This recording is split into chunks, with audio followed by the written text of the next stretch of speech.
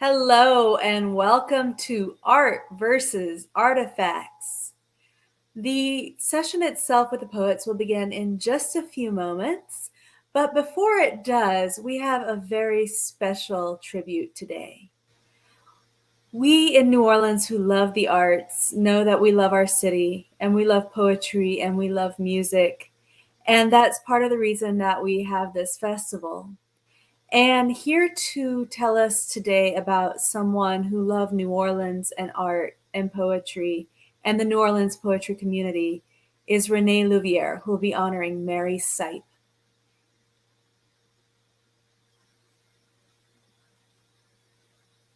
Hi, my name is Renee Louviere. I want to tell you a story. A while back in Kentucky, a girl was at a birthday party where they had a fortune teller as entertainment. And all the kids could ask her one question. And this girl asked her, "Will I ever get to move to New Orleans?" And the fortune teller said yes. And 6 months after you get there, you're going to meet the man that you're going to marry. Years later, when that girl grew up, she got to move to New Orleans.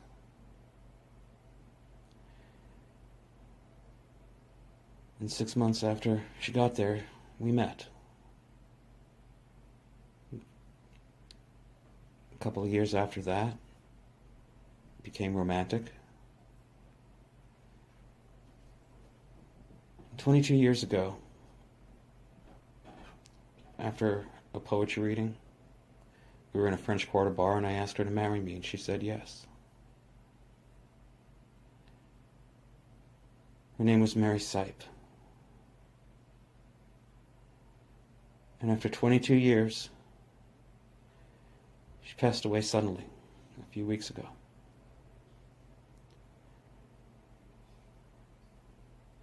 She loved poetry and art and New Orleans, literature. She was brilliant, talented, and I loved her very much. Our lives got hard after we lost everything in Katrina. But we still had each other. And we had the memories of New Orleans, of reading our poetry,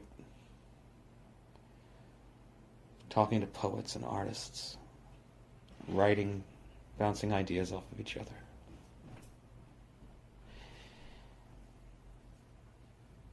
And even though we weren't there anymore, New Orleans held a special place in our heart. When times got tough, we would think back to our city.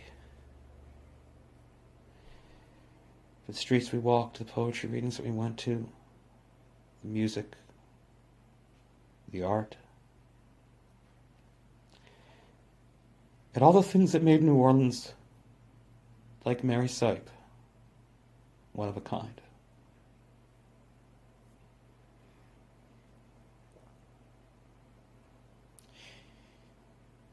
Whenever I think of Mary, I will always think of her sitting in a New Orleans bar, listening to poetry, and the love that she had for art, for her city.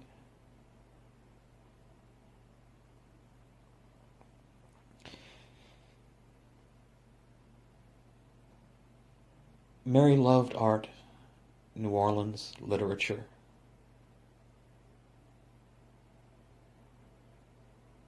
And in another world would be there today.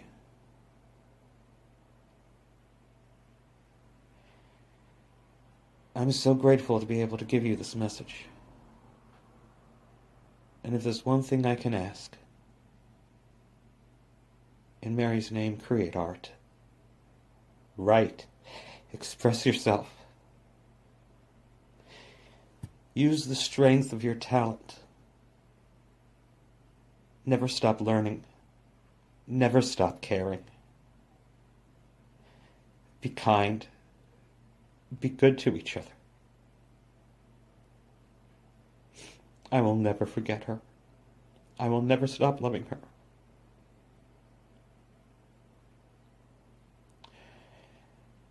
Just like she never stopped loving New Orleans.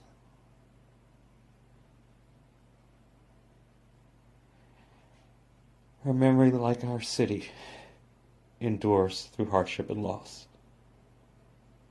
And art, and justice, and doing the right thing must as well.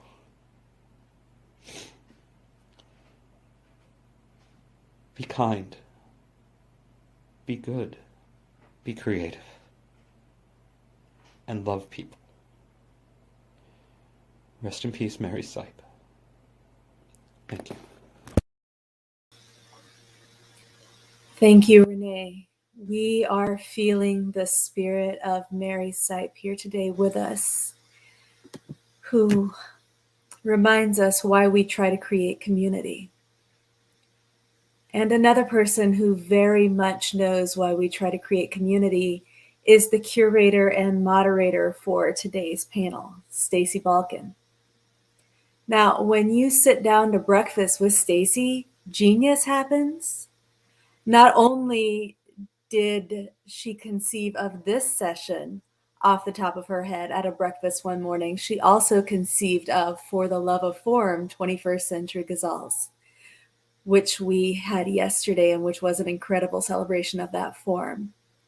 Now, if you're not blessed enough to experience that genius over breakfast, you can experience it in one of her books, Lost City Museum, Jackalope Girl Learns to Speak, or in the anthology that she co-edited, Fiole and Wing, an anthology of domestic fabulous poetry, which we were lucky enough to be able to celebrate here at Words and Music in 2019.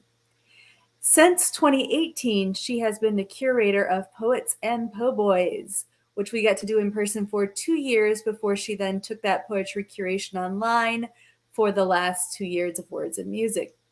We hope to be back in person for another round of delightful, tasty sandwiches and a taste of Stacey's genius next year in 2022. Take it away, Stacey Balkun. Oh, thank you so much, Megan. And thank you all for being here. This was such a moving tribute to a poet that was such an important part of our community. I'm feeling very moved. And so, in the spirit of Mary Sipe, 4 poets that I deeply admire as well will also read their work and eventually will come together for a conversation about inspiration and the writing process. For a full list of the bios, include all of their wonderful accomplishments, I encourage you to check out the Words and Music program on the website. And while you're there, please visit the bookstore and support all of our writers who are a part of this festival this weekend. Without further ado, I'm going to give you like a snippet of each poet's bio as I introduce them. So our first performer is Gina Ferrara. Gina was one of my first poetry teachers here in New Orleans. I think we did a workshop together at the zoo and wrote poems about animals. She is one of the kindest souls and most enthusiastic and giving members of our literary community.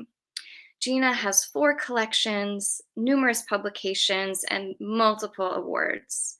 Since 2007, she's curated the Poetry Buffet, a monthly reading series here in New Orleans. She is an assistant professor of English and writing at Delgado Community College. Please welcome Gina Ferrara. Thank you, Stacey, and thank you, Megan, and poets and writers. I'm really happy to be reading with Henry and Joshua and Karisma. And, thank you, Renee Louvier, for that moving tribute to Mary Sipe. Very, very touching. I'm going to kind of organize this. I'm going to read a couple of poems about objects because I think obviously artifacts are made of objects, right? And so I'm going to read a couple of poems from Amber Porchlight, and the objects are fruit, the rarities of green. 2 kiwis are in my bag. I've picked the unbruised for you to try, halved oblong down the center to tropical ovals beneath thin indigent skin that separates so easily when urged. The insides are darker than peridot, you tell me, lighter than emerald, and somewhere within your spectrum of gems is the rarest, the ripened green. Blood orange. Your fingers pull away blood orange rind for me to swallow a seedless fury of flesh. Venal sweetness peeled and shared our darkest shade of sunset. Nothing is still. I am a ravenous bird devouring the blaze of blood orange hemispheres from both sides of your blade.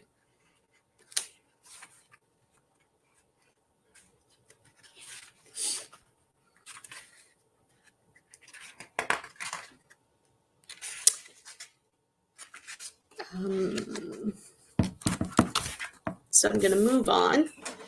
This book came out in March of 2020, a terrible time for a book to be released during the pandemic. Waited the Ripened. And I'm going to read a couple of other poems about objects. This one's called Red at First Sight. No onion, no skin. The redness makes me stop. I catch my breath, gasping at the sight of what appears absent of contact with serrated edges. The blur becomes actualized and still. My fingers cease and lift momentarily from the letters of an orderly alphabet when the cardinal arrives, without precursors or segues, fully masked, singing 3 quick notes, missives for any civilization in that narrow space between the balusters. Affixed. Enough to form filigree Eiffel Towers to surround a triptych of gemstones and treasured tenses of time. One strand, one antenna twitches with potential to pass through the needle's unwavering eye when what's spun becomes a small genesis. The insect moves without revolution, leaving orbits to planets, momentum to avalanches, positions then repositions to ascend and descend as plotted points on a graph marking capability and decline. Against the thin wire mesh, head, thorax, legs, and idle wings measure the size of a matriarchal brooch, a coveted heirloom glinting in amber with a moonstone underside. And then these are kind of some recent poems, also about objects. Ode to Snow Roses. These are not what my mother received, nearly venal in cut crystal, placed beneath a runner or doily, centered by the mirror, both real and reflected, celebrating a June birthday, a February wedding. Mine welcomed the wicked cold, astringent wind, sawdust from the now hewn tree. The snow roses are unfolding, losing tufts, their edges dusted in apparitional white, an emancipation in bloom, not full, but soon they will appear the size of bandages, discarded, gauze left wadded today and thereafter from the newly healed. Vanitas. It's the season of rashes, unabashed irritations that burn and itch to mark the length of days, durations often outlasting the sun, where each cloud, just like storms, comes from the south in succession without cessation, voluminous, scalloped, false threats and real. The same season when my father ate only watermelon, leaving crescents, unrefined skiffs of rind, bereft of fruit, small aftermaths next to the knife, blurring recent news. This is a poem about a shawl that was given to me that someone made for me after my mother died, beginning in Persia. Its own rhythmic genesis, a patterned clicking of creation, the knitter's eyes downcast without any chance of seeing the horizon. Epic skeins unwind to lengths of comets, slack equators. Persistent needles make loops, weave a tribe of threads the color of melons, mums. Others offering Monet's watery palette, filaments twisted, winter camellia white, a tinge of frost, box and brioche rib, stationary windmills in squares and squares, a geometry of pyramids and parallelograms, successive. Stitches align then blend, eventually like grief followed by acceptance, to enfold shoulders, to blanket the now of loss. And I'm going to close with a few poems from Fitting the Sixth Finger. All of the poems in this collection were inspired by Marc Chagall paintings. And they're pretty short. Most of them are. Hemorrhage. By needle, nail, or blade, blood arrives as one bubbling droplet, the red, unabashed bead when the skin breaks. But what about the brush, quicksilver with its dipped bristles, stroking the taut, white expanse? Until that hemorrhage of blue, the dark rush of it, forms last night's Parisian sky.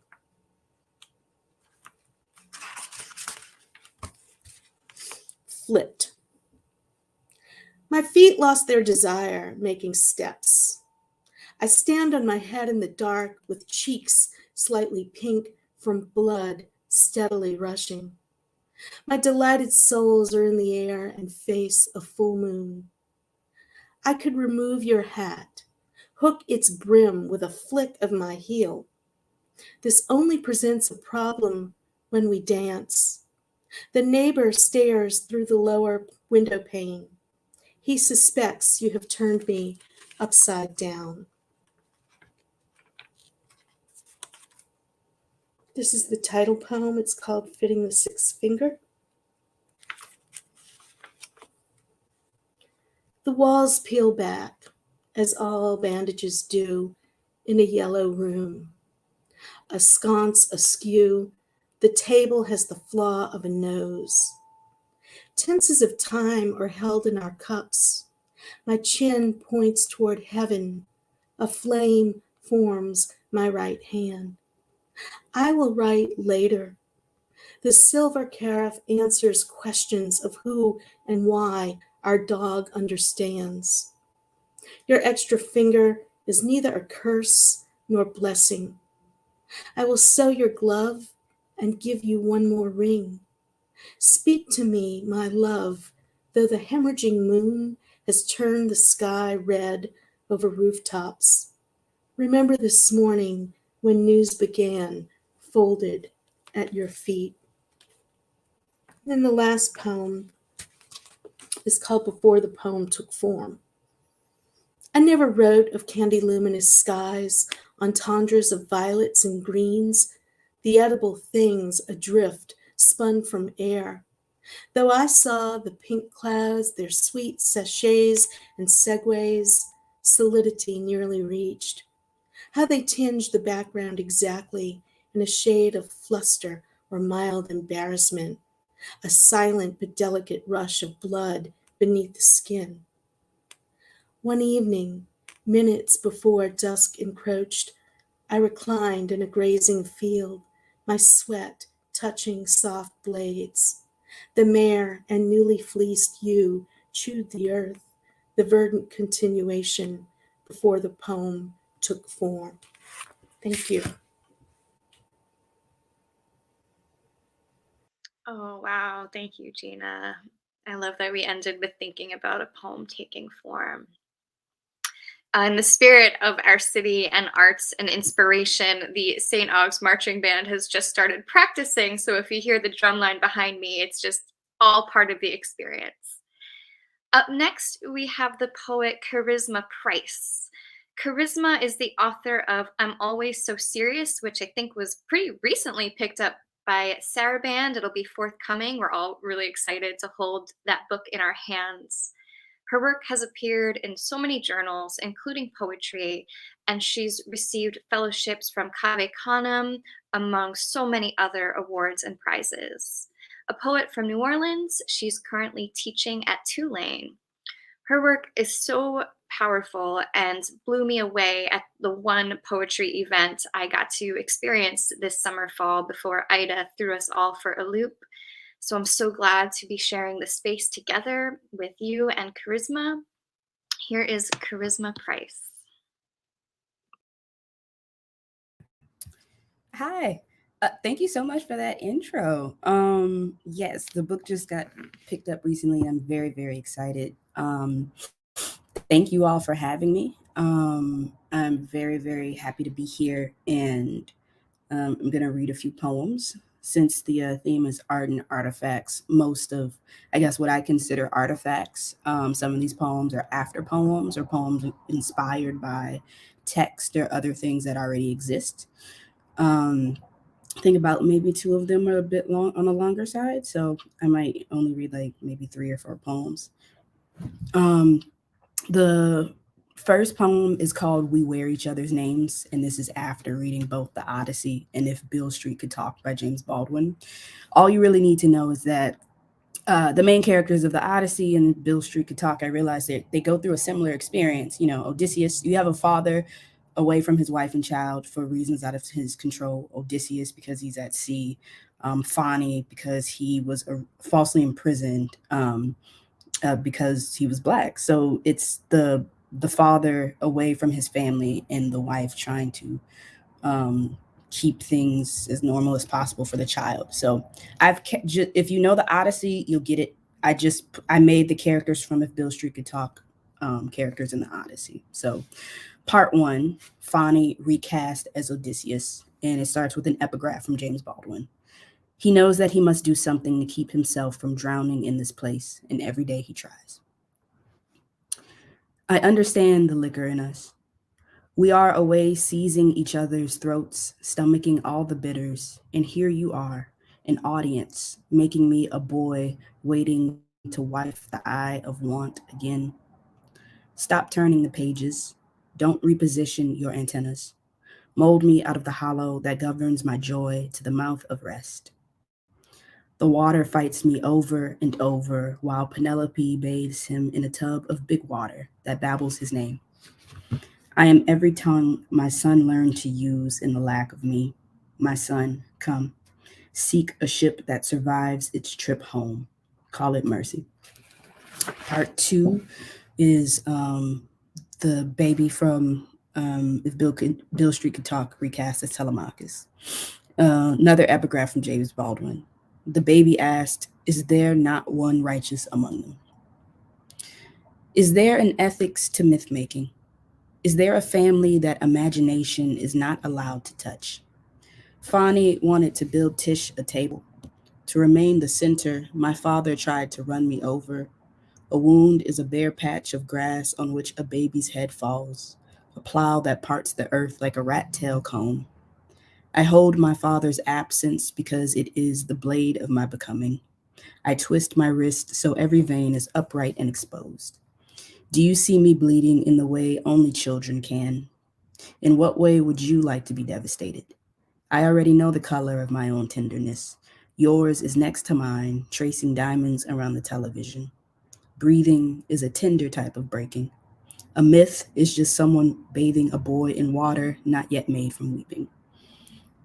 In the last section is Tish, the wife from If Beale Street Could Talk, recast as Penelope from the Odyssey. And this epigraph comes from Homer. And now again the storm winds have caught away my beloved son. I say I live in a shushing, a woman waiting while a hero is out. Can you tell me it doesn't hurt to live here? Can you return to, for me, silence me out of witnessing myself? Unmistakably American, I stab the onions. I wash a boy's hair in a warehouse fashioned into love. Sleep, I never do this. You are the toy civilian perched in the glass window, your bow and arm stuck flexing. I am the hand that paddles your parting. You are the shape without makes around the body. Moiety is an arrow campaigning for our now. All the world, the water, and just like the water, these throats want you dead. I say I live in a shushing, a hero out. Wow. Can you tell me it doesn't hurt to live here? Return to for me. Silence me out of witnessing myself. I stab. I never do this. Loyalty and arrow campaigning for our now. All the world, the water. And just like the water, these throats want you dead. The next poem, they're in the paper. There's a lot of shuffling going on. This one is, it's called Buck Jump. If you're from New Orleans, you know what buck jumping is. It's the dancing that we do at the second lines. It's called Buck Jump, and it's inspired by an article that I read. It was in the Advocate. There was a researcher that found like a mass like slave grave with like over 3,000 slaves that have been lost. And they were believed to have worked on a sugar plantation. And I think they discovered them in about like 2017, 2018. So researchers have been trying to find a way to properly bury them. So that's all you need to know. Buck Jump. Everything left of the slaves is near the sugar. We slurp the syrup after the cane. Near the sugar, everything left of the slaves. Come, cut the cane into caricatures. Calculate the culture in our lips. Calculate their capacity. Insidious, my siblings, aren't we inaccurate in our suffering? We suffer more. We buck jump and whoop and whoop. We season, turn still. Outside, obvious. Arbor, ambivalence, abhorrent pine. In the pine, the true sparrow pipes. Near the sugar, everything left of the slaves. Pint-sized precaution. Everything inside a stocking hangs. Near the sugar, tell me what is left of the slaves. Do not slurp the syrup. Instead, buck jump here in this heat.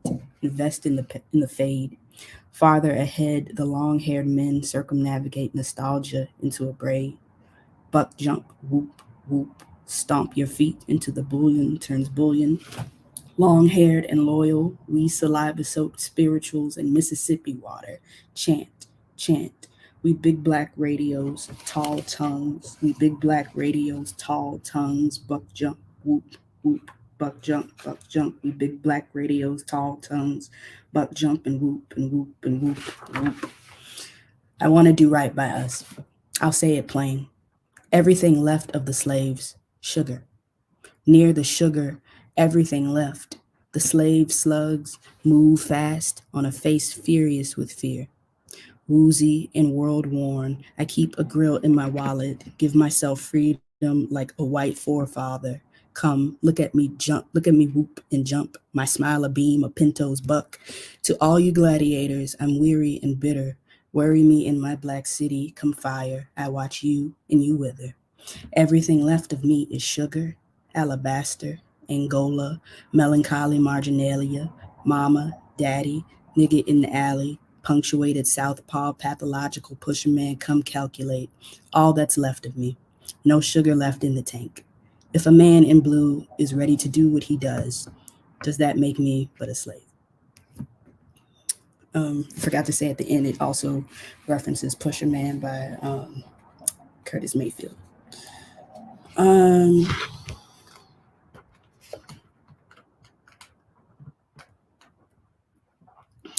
Let's see. This one, this poem was published in Poetry Magazine. The title of it is "My Phone Autocorrects Nigga to Night," night as in nighttime in IGHT.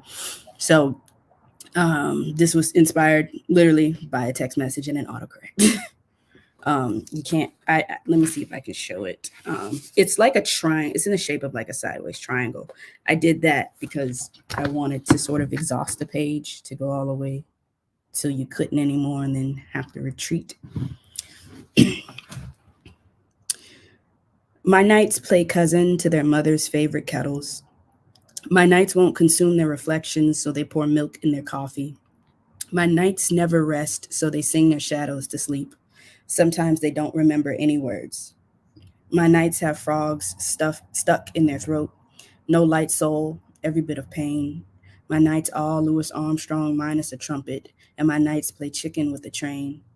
My nights both shoe and polish, both Sambo and Bruce Leroy. We all little pretty medallions on our grandmother's nightstands. My nights are mistaken for other nights that bear no resemblance. I saw the sinew of the oldest knight in the neighborhood on the floor, his Saint pendant missing. All the small, down-feathered knights scatter from the groan of pig sirens. My knights don't know their history. My knights are pecans without the trees that grow them.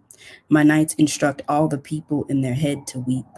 My knights hate the firefly cutting their darkness. My knight, did you see them? They just walked right past us and didn't even speak.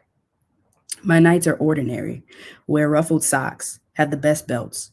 My knights don't always go to church, but my knights are lambs worthy of the morning. My knights are revised constitutions, crypt keepers. My knights are a congregation of alligators on a rumpus bayou. My knights hiss into themselves. No one hears. Their blood rolls its eyes. My knights chew gum and sunflower seeds. My knights eat pork. My knights get the itis and slur their speech. My knights protest protests. The government watches. My knights live in Brazil, Botswana, the Congo, Cuba, DR, France, Grenada, Greece, Honduras, Ireland, Liberia, Lithuania, Nigeria, Venezuela, Zimbabwe. My knights live in America to remind you of me. Some people think my knights are better with their eyes closed, but my knights have beautiful corneas. My knights wash clothes that don't belong to them and won't look their bosses in the eye. My knights know necessity. My knights oblige. When my knights die, I wash them on my kitchen table. After my knights are washed, I throw away the table. My knights have names. My knights smell of sage. My knights smell of the muddy rivers they will never swim in again. Um, I should have looked at the time. I think I have time for maybe one or two more poems that are shorter. Um, in the spirit of artifact, I've been writing some poems about the musician James Booker. For those of you who don't know James Booker, he was described as the best gay one-eyed piano player to ever come out of New Orleans, nicknamed the Piano Prince of New Orleans, the Bayou Maharaja. Um, Lily Keeber, who is a local filmmaker, created a documentary called The Bayou Maharaja about James Booker.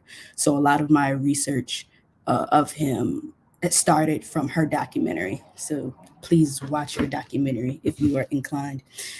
And he often toured with Ray Charles, I think the Beatles. He always was around, but he was dealing with mental illness and also a drug addiction.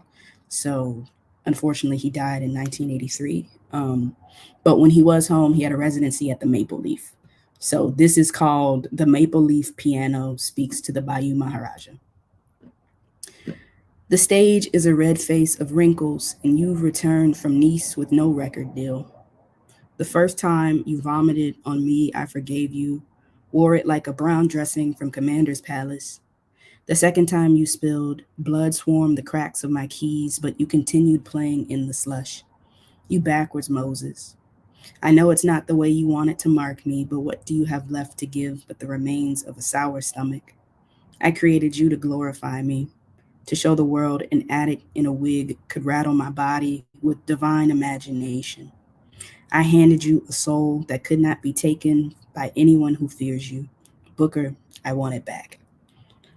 Let me see. I think that is my time, so I'm gonna stop there. Thank you very much.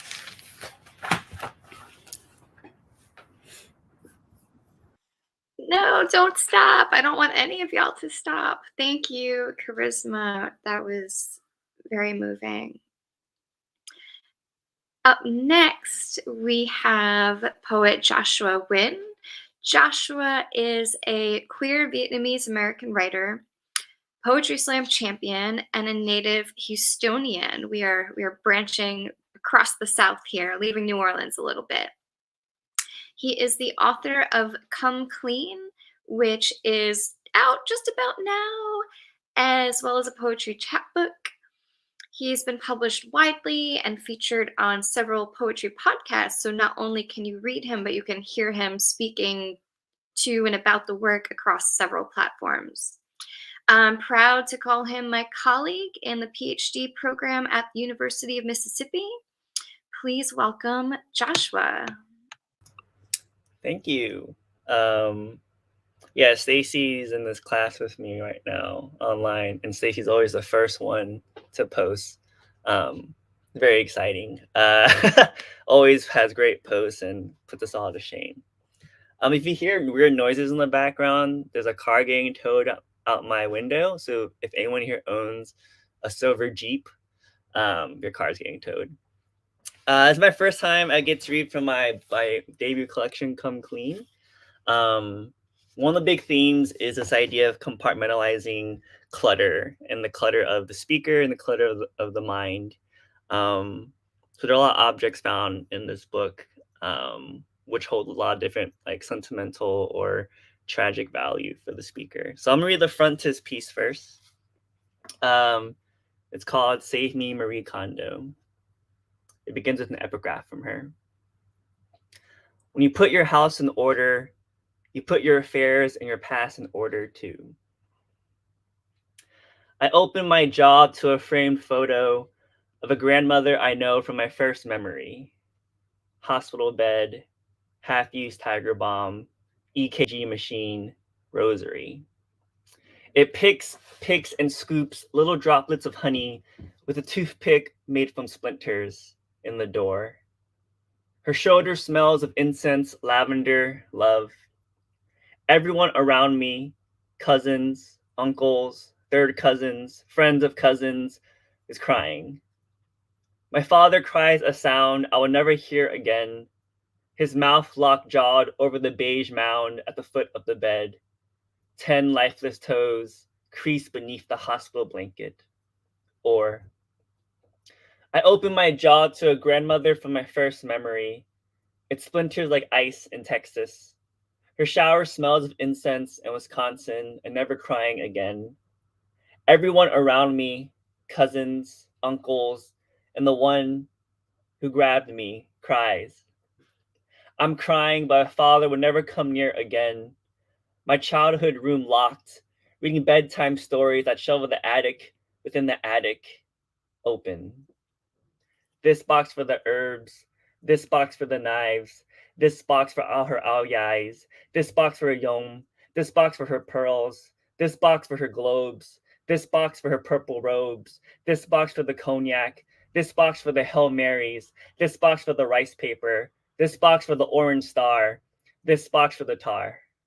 Or, memory is a grandmother's jaw, it splinters. This next poem came from my obsession with going to like hotel or motel bathrooms and just being like, why do I often see the towels or the hand towels like above the toilet? That kind of like grosses me out sometimes, thinking about like fecal matter coming from the toilet when you flush if you don't like close the lid. So this poem is called Self-Portrait as the Hand Towel which hangs above the toilet. Yes, the easy joke is that I am hanging out, like I have nothing better to do than dry, like your hands after you're done with me, like no one asks me if it's okay to use me.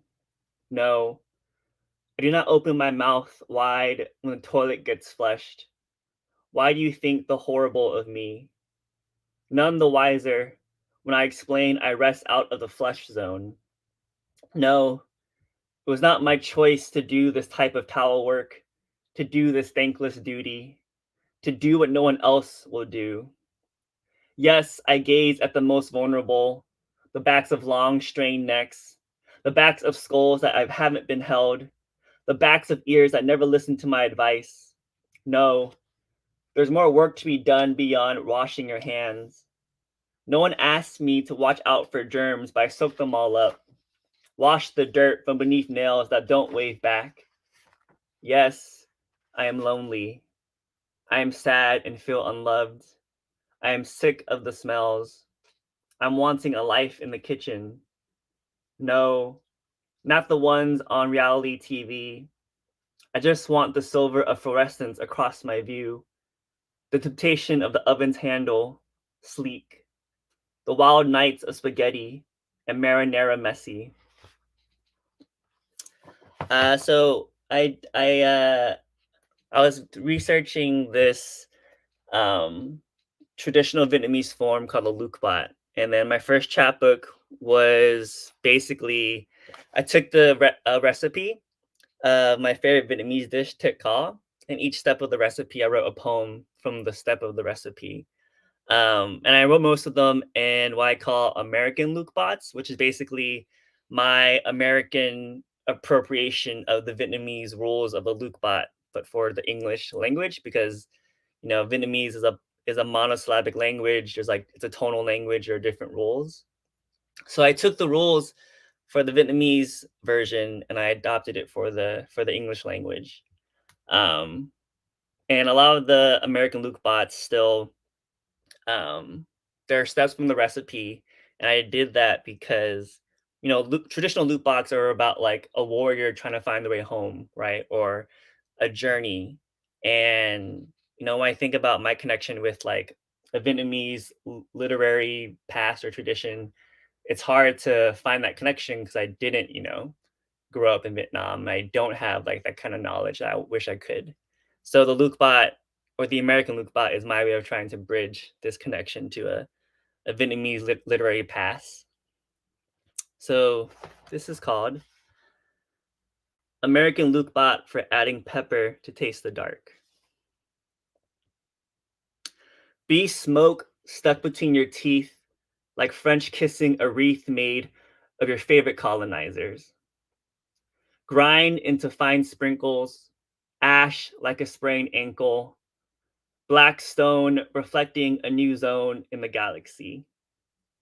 Home in space filled with dark matter.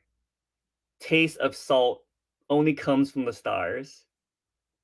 But stars are finicky. Are you into bright or are you into infinite? Come to the dark side. Be the muse that gets stuck between loose white teeth. A save for later treat. This last poem I'll read with y'all. Thank y'all for having me, by the way. Thank you, Stacey, for reaching out. This last poem, we as humans, most of us have some sort of object permanence, and that's a privilege because some people some other animals don't. They don't have object permanence like us. So we have to be mindful of that, and be aware that like some animals need to see us or else they might think we're dead. So this last poem is called My Cat Doesn't Grasp Object Permanence. When the room's ever empty, that means you are dead. If you are dead, who will give me discarded boxes? Whose books will I brush my face upon until you get all worked up and yell, "This is my reading time"? When the shower curtain divides us, that means you've drowned, and I'll be left to lick the bathwater. You go to work, and I sleep for 20 hours in hopes that you wake me earlier, with the sound of the stuck jiggle of your key in the cave of your forearms. I know what the temperature of your hands means. Too cold means to turn on the oven and make biscuits. Too hot, and I know you just had them inside your underwear. Too around my neck, and I know my nails need to be cut, so I claw. I claw into you. Not your face, no, I know that you need to match your author photo so you can feed the both of us. I make your forearms bleed just a little, just in case you leave for work and get mauled by a boar. Just in case you close the bedroom door, the carpet catches on fire, and the window is impenetrable. I just want to make sure that if this is my final sight of you, that part of me bleeds into your blood, so you don't have to die alone. Thank you. Thank you, Joshua. It's such a pleasure to have you here as the first stop on the Come Clean tour, now that it's actually an object being held. I love this thread that's coming through of objects and giving voice to different historical objects and people. Up next, our final reader is Henry Goldkamp. Henry performs his life in New Orleans. He may or may not be a clown. His work has been published widely, including in Best New Poets 2021, so congrats for that. He is an MFA candidate at the University of New Orleans and the only person I know capable of successfully gathering a group of 10 or more poets on a random Friday night. It's impossible to ever know what to expect when Henry takes the stage, and I am very excited to welcome him right now. Welcome, Henry Goldkamp. Thanks, Stacey. Thanks everybody for having me, and thanks to my fellow readers. This has been really wonderful. It's worth noting that Karisma was also in the Best New Poets anthology this year. Yeah, so it was really cool to share some space with a fellow New Orleans poet. I'm going to be reading from a full-length manuscript that I just completed called Joy Buzzer. Joy Buzzer is the gag gift of, most people don't know the name, but what a poetic name it is, Joy Buzzer. And so I thought this would be good to perform for Artifacts because it's a modular poetic performance piece. And ideally, we'd all be in the same room together, of course. So hopefully next year, something like that. And there'd be a basket with these filled out, sort of prompts. And basically, I'd be working the room and sort of immersive theater, immersive poetics. But since we can't do that today, I'll just go ahead and to keep it modular, we'll just sort of, go at random because that's how the piece works anyway. And so we'll begin. And so thanks again for everything. And so here we go. Hi, I'm Henry. To the alarm clock. Some days I wake up and truly can't figure out the difference between poetry and pathologically lying. To religion. God is a grower and a shower and a spring shower. To the ultimate grump. When I'm really stressed, I drive around until I found someone covertly jamming to a song at a stoplight. I motion them to roll down their window. I look them in the eyes and as sincerely as I can muster, tell them, "You look so pathetic." To poetry's it kids. What you know about building a boat with a haircut like that? To all Ars Poeticus. Toy boat, toy boat, toy boat, toy boat, toy boat, toy boat, toy boat. To poetry, fine. The lack of control I have over you excites me. There, I said it. Uncle. Hi, I'm Henry. To Ashley Madison. I don't remember you being this cute in grade school. To the clown's eye. There are no mountains. To expansion teams. There will always be more dead people than real people. To my Jesus year. Wow, it's going to be a long year, huh? To the sonneteer. I suffer vertigo, so, I'm pretty good myself. Hi, I'm Henry. To the tenure track, I'll never get. Soon as I don't, I'm getting the face tattoo of my dreams. Hi, I'm Henry. To gaslighting. Sometimes I'll crab walk into the kitchen like an alien spider to freak out my wife, demanding Himalayan pink salt be thrown into my mouth, smashing eggs with the backside of my radioactive thorax. Hi, Henry. To yoga in New York. Yeah, there's a hole in my chakra like there's a hole in Manny Ramirez's bat, okay? To gags.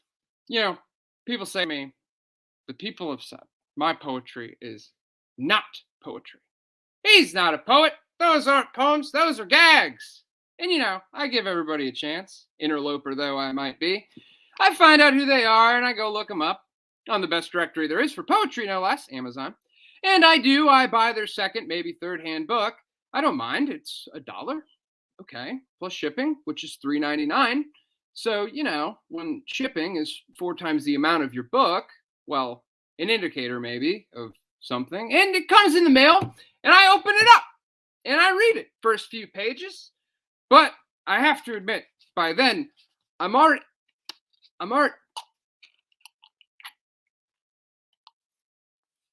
To irony. At a friend's wedding, her third, I overheard a Buddhist go, YOLO. To the moral of the story, I should start thinking about morals more.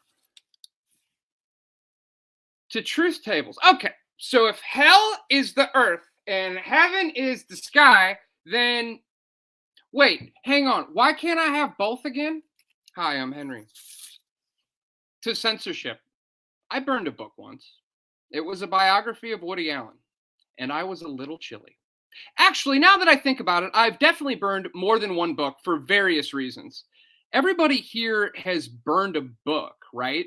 That's not weird, is it? At the very least, we've all stolen our favorites from a library now. To my estranged mother's text, unsubscribe. Hi, I'm Henry. To the oligarchy, a meat alternative chicken in every microwave and an all-new Cadillac Lyric in every person's $300 a month parking spot. Hi, I'm Henry. To substantial feedback, bitch, you don't know me.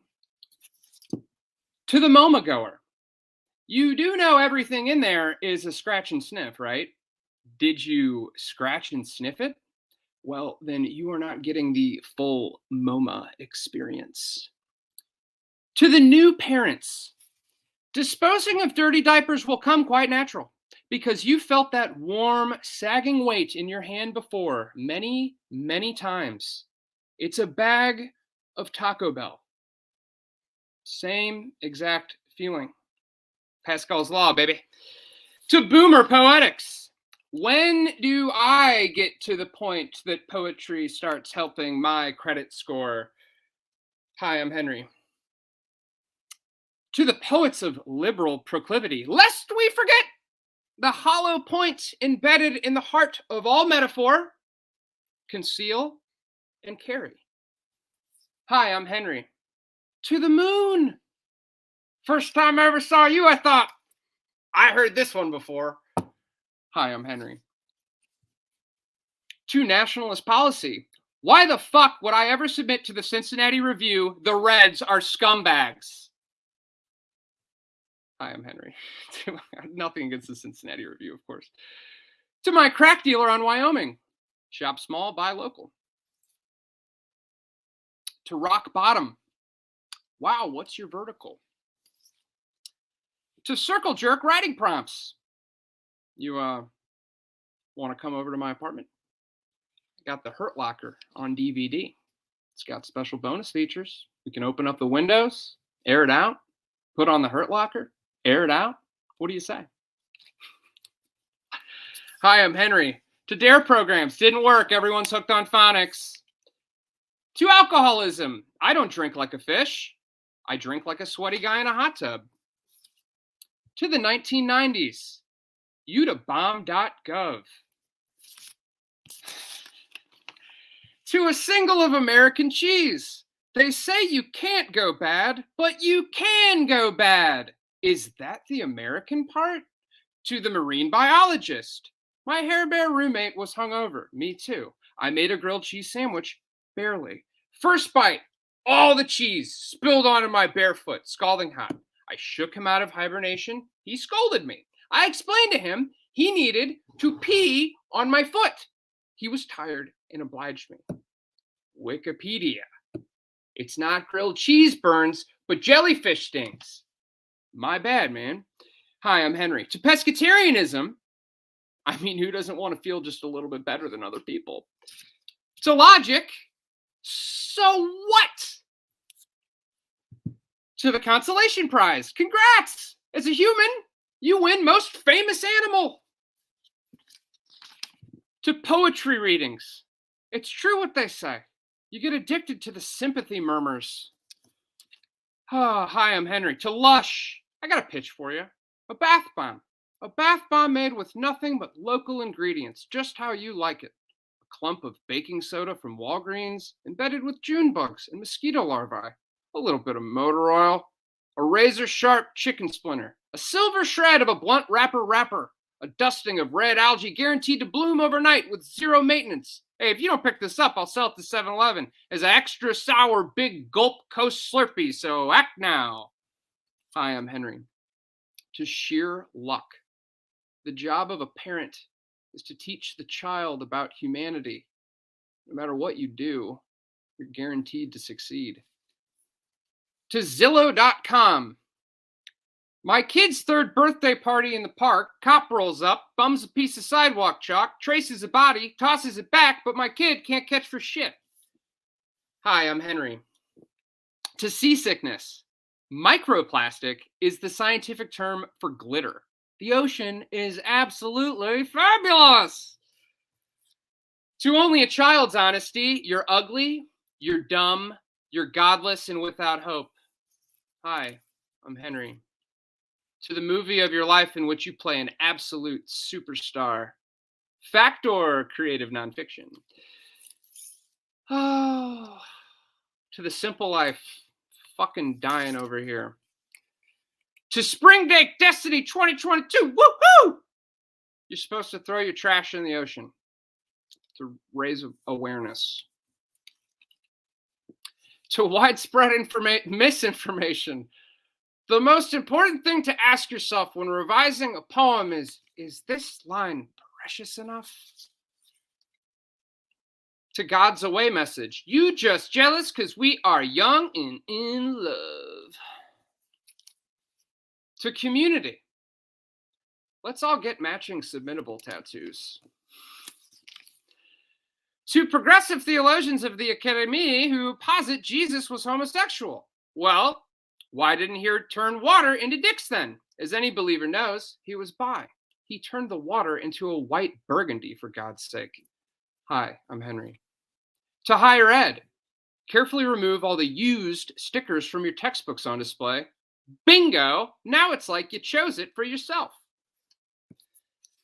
To my greatest disappointment. I've never witnessed a miracle. I've never witnessed a miracle. I've never witnessed a miracle. Oh, wait, yes, I have. To breath. They say poetry is rooted in you. Well, shoot fire and save the matches. I think they just mean you're invisible till winter, though. Then, boom, poetry every 3 seconds, everywhere, assuming you're in the elements, and assuming you're not tropically inclined. And if you're not in the elements, you must be out of them. What are you doing way over there?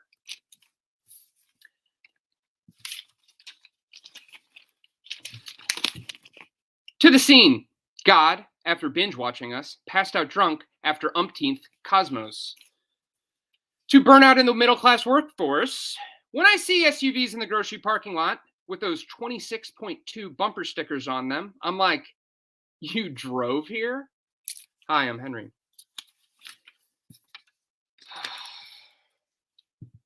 To small slant-rhymed truths. Poetry poverty. Carnival arrival. Theater fear. Poem come.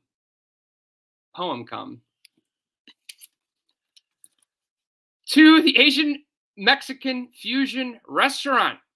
A Texas breakup haiku. I scoured the hall wall to find your name. I juiced over it I juiced over my own in blue Sharpie. I ate the 72-ounce sirloin too, Dave. To governmental sweat, public servant sounds kinky as shit. To my primary care physician, as a horse, you say? Hi, I'm Henry. To anyone who's ever left a review of a company product, aren't you kind of embarrassed? Okay. To Shark Tank, okay, a company that turns your dead dog into sweatpants. To your mid-30s, anytime I tell my friend shit, it's always got a lot of product placement in it. Hi, I'm Henry. To my Messiah complex, open the tomb, shove over, make room. To modern medicine, when I watch TV, I have this problem where I think every commercial is for hot dogs. To God, who finally now decided to show up and get really mean to me, I'm giving up Bruce Springsteen for Lent. What more do you want? To God, look.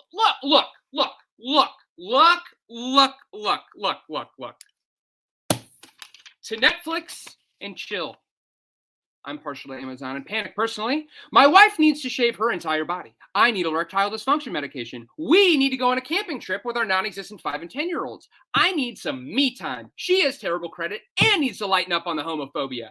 Everyone in my family needs a new look this summer, including the 4-month-old who exists. We are thinking of growing him up in a Jeep. Oh, never mind. We are going to nurse him inside an affordable Dell laptop. So of course we need fresh, healthy meals delivered directly to our doorstep. What bell pepper doesn't look like a total freak? I need to go soon. I need to organize a team I don't have, as well as remember to streamline the work I don't do. It's good to get all the people I've never met in my life in one place together. I smell bad, but there's hope. Polo hope. I would love Rupi Kaur if I just clicked her the chance. Was I injured in a semi-truck auto accident? Glad to see Prime respects the tradition. I think I was. I was injured in a semi-truck auto accident. I want that freshly sued feeling, and I'm going to get it in 1 to 2 business days. Well, now that that's taken care of, I know what I'm doing the rest of my life. Getting tested for colon cancer, going to the Olive Garden, hydrocodone and Rupi Kaur to counteract the ED meds. And baby, don't mind me, but I just got you this brand new diamond ring for absolutely no reason, except for the fact that I love you and your amazing looking ass, flouncing in those old Navy sweatpants that come in a variety of fun colors for kids of all ages. Together, you and me, we can make average all the rage.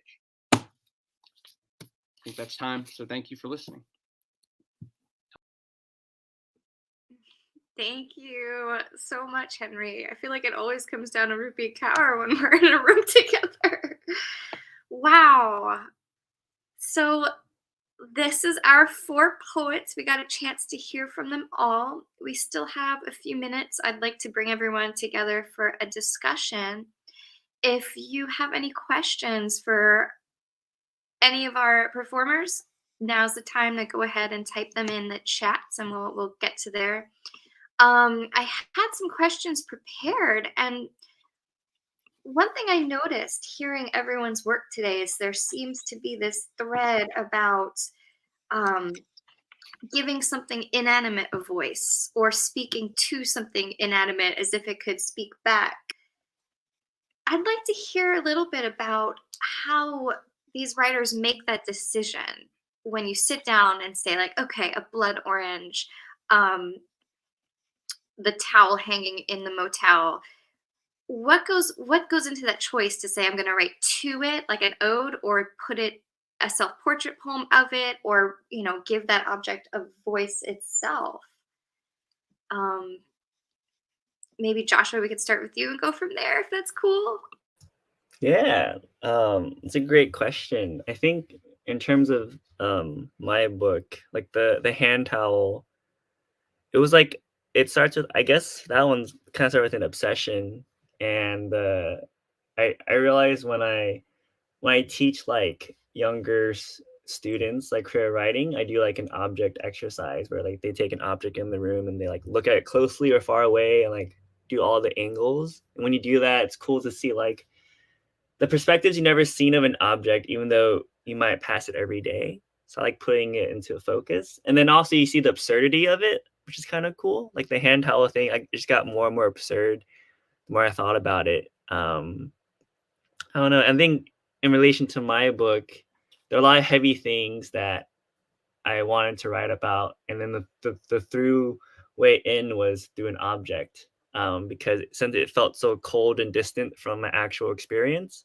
I can kind of channel the emotion into that. So almost like a defense mechanism for the speaker.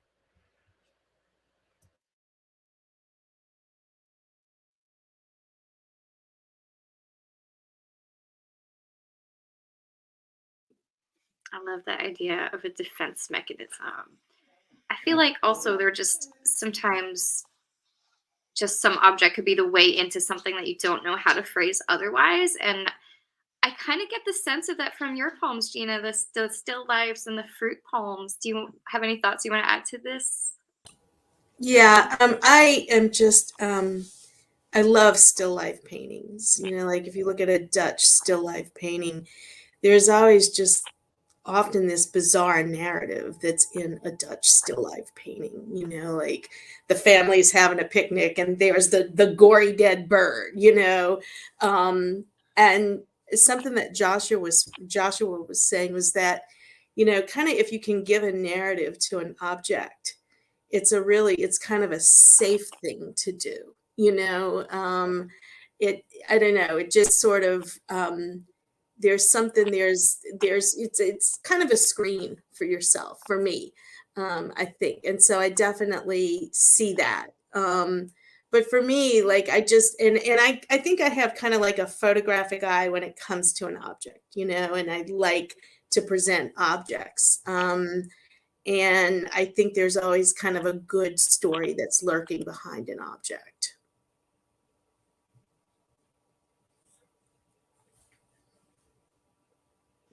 Yeah, and Henry, it seems like there's a really interesting relationship between objects and poetry for you, because in this performance, like the we are looking at objects, you're pulling objects and reading them, but that is your poem. So like, do you want to add something Yeah. to this as well? Oh, absolutely. Yeah, for sure. Yeah, I think the approach is sort of yeah. It just as soon as you said that, I was thinking like, yeah, it's just like nice to hold things. You know, it's like I think most of us. I mean, most of the poetry world, you know, it's like we all have held a million jobs and have worked with our hands, and so I feel a lot of times that I don't really feel like a poem's done unless I've kind of like actually touched it somehow. And so, incoming, you know, theatrical property, and so I use a lot of props in my work, like in live performance.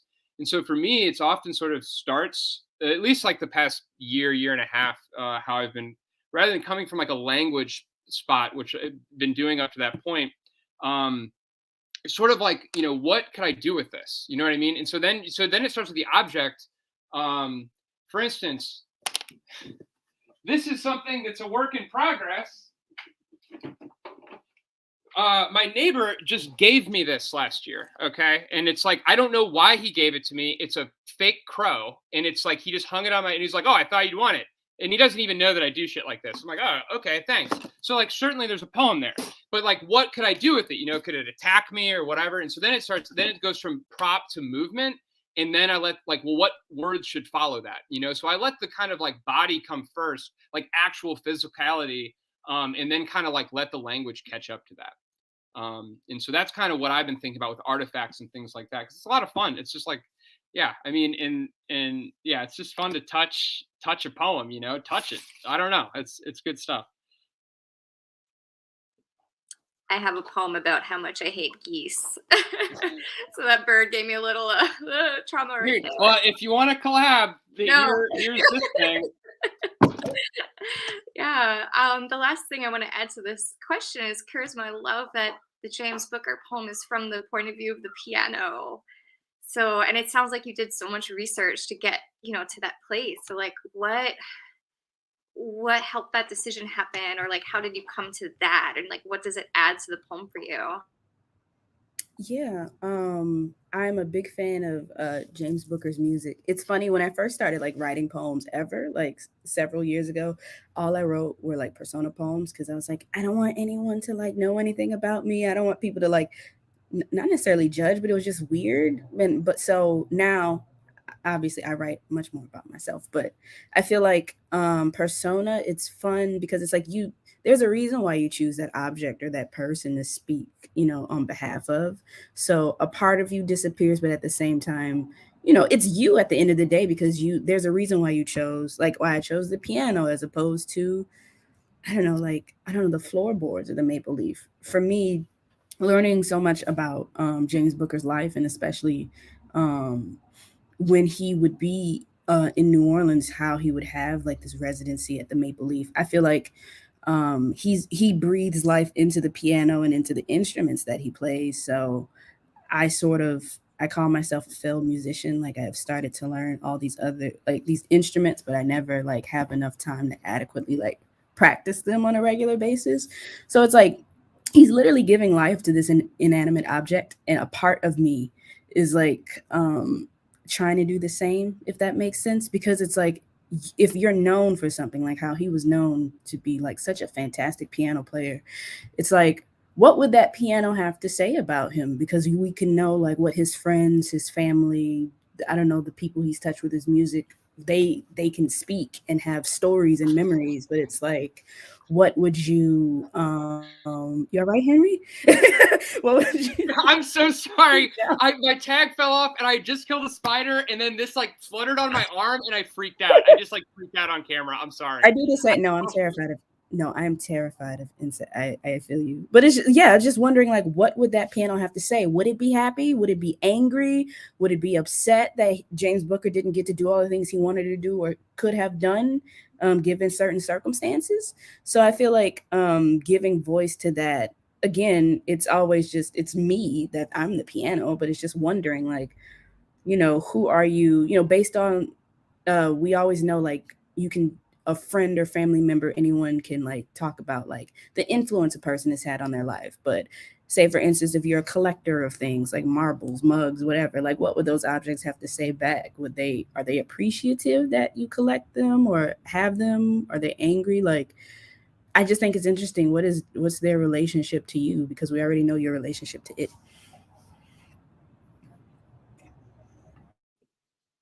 Yeah, and I mean, an object like a piano too just works. It's so metaphorical in its own right, and I think working with artifacts like this as artists, you're inviting the reader, the audience, to bring their own set of beliefs and expectations and ideas and memories surrounding that object to the poem too. So it almost becomes like interactive in another way. Well, this has been such a great time. Thank you to all of our readers for sharing their work and performing for us. I'm grateful to everyone that's shared this space with us on a Friday afternoon. I think we've succeeded in doing the right thing, as Renee suggested in his tribute to Mary Sipe. And I hope we all leave here ready to continue pursuing art, inspiration, and making beautiful things to put in this world. Please, please, please visit the festival bookstore and support our authors. We hope to see you at more panels this weekend. Thank you all, and take care. Thank you all so much. That was beautiful and a fitting tribute to Mary Sipe. We're going to take a quick break, and we will be back in 17 minutes with the Words and Music Writing Competition reading. We'll see you soon.